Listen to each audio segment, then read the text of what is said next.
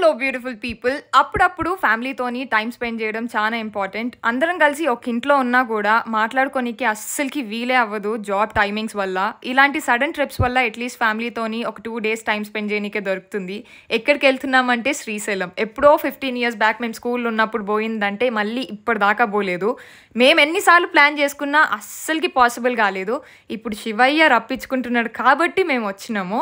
That's what I personally believe. అక్కడికి వెళ్ళి కాసేపు రెస్ట్ తీసుకొని తయారయ్యి ఈవినింగ్ దర్శనానికి పోదామంటే వర్షం స్టార్ట్ అయింది. దేవుడిని రూమ్లో కూర్చొని మొక్కితే కొంచెం వర్షం తగ్గింది.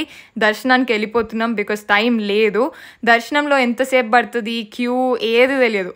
పోయినాము, క్యూలో నించున్నాము ఒక 1 hour. దాని తర్వాత మా వల్ల అవ్వట్లేదని మళ్ళీ బయటికి వచ్చి పే చేసి వేరే క్యూలోకి వెళ్ళినాము. 1 hourలో దర్శనం అయిపోయింది.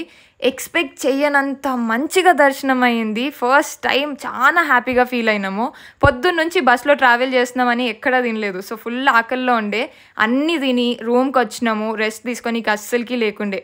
అవుట్ఫిట్స్ చేంజ్ చేసుకొని బ్యాక్ టు బస్ స్టాప్. ఎందుకంటే వీళ్ళకి మార్నింగ్ ఆఫీసులు ఉన్నాయి, కాలేజీలు ఉన్నాయి, ఇంపార్టెంట్ పోవాల్సిందే. బస్ స్టాప్కి వెళ్ళిన తర్వాత ట్విస్ట్ ఏంటిదంటే ముందే బుక్ చేసుకోవాలని చెప్పిర్రు.